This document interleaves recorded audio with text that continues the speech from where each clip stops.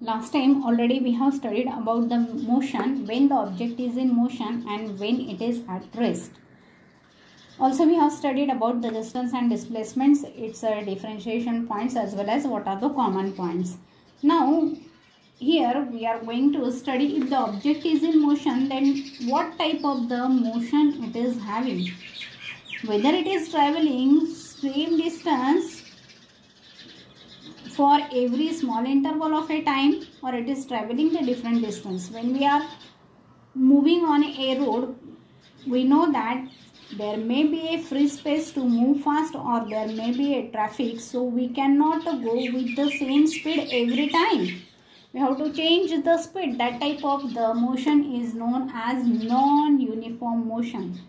If the object is traveling with the same speed in every interval of a time, okay, that type of the motion is called as uniform motion. So how we can define it?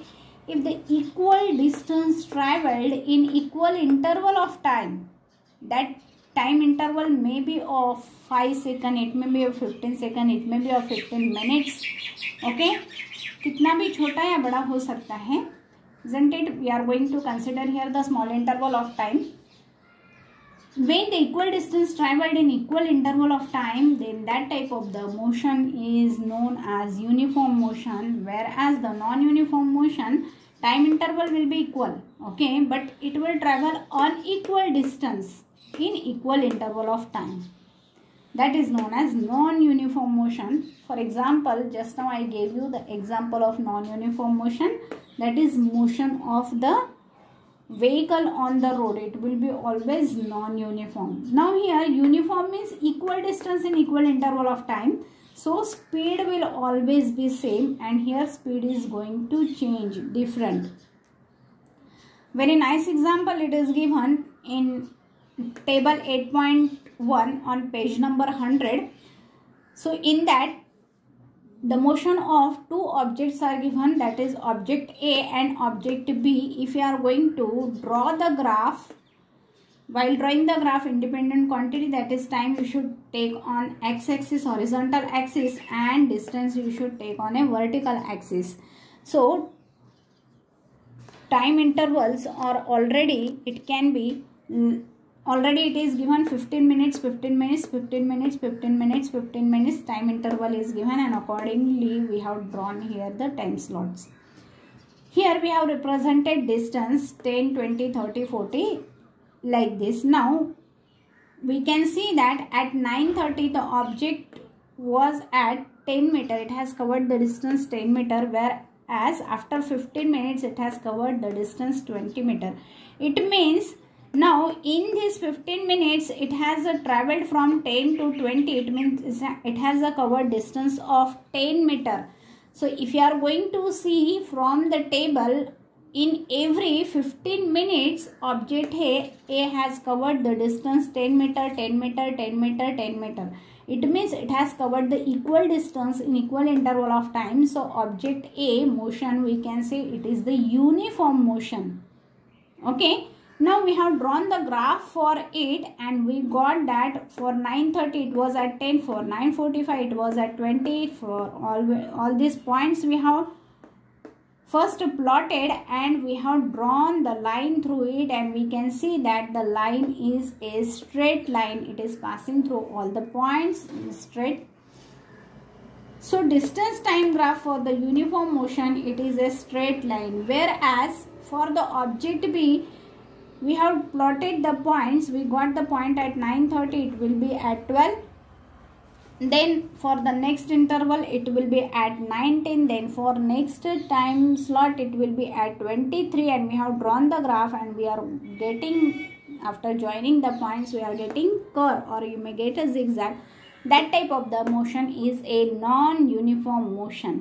Okay, so we can see that in uniform motion speed is same. Now when we are studying motion, it means we should know at what rate the object is moving. A rate of motion, that is called as the speed. It means how much is the distance travelled in per unit time, that is given by the speed, and it is represented as the formula, speed is equal to distance divided by time. Speed is a scalar quantity. It means it has only a magnitude. Direction is not needed here. Okay. Whereas the another quantity along with the direction it will come, that quantity is called as velocity. So what is velocity? Here distance we have to replace by the displacement, and we know that displacement is having the direction, and hence the velocity will also have the direction, and hence it is a vector quantity.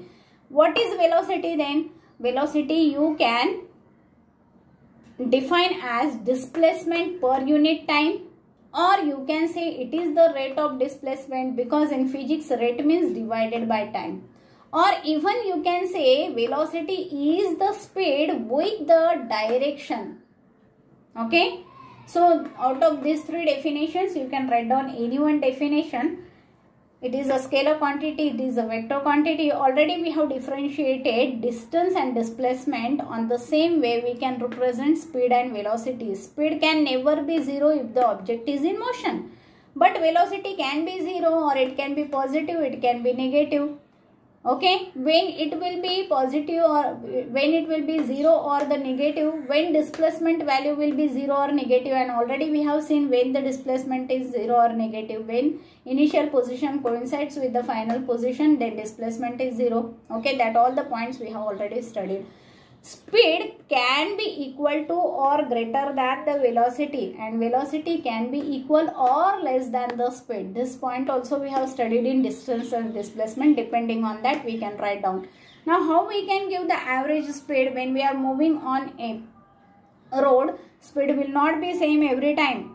Okay, then in that case we have to find out average speed. So how much is the total distance traveled divided by total time taken, that will represent average speed. But average velocity will not be represented like that, because total if you are going to find out the displacement, it may be zero sometimes. So average velocity can be taken as what is its initial velocity and what is final velocity. Make the sum of it divided by 2. That will give you the average velocity. All these points are the differentiation points for the speed and velocity. Now what is the common point between them? What is the same point? That it will have the same unit, because speed is what? Distance divided by time. So what is the unit of distance divided by unit of time? That will be meter per second. That is the unit of speed and velocity. But normally we are not representing this smaller unit, but we are taking in terms of kilometer per hour. This is the SI unit, and this we can say that a commercial unit we are using in everyday life. Then after that we have solved the fifth question like this. Now here the speed is already given, time how much is required is given, we have to find out the distance.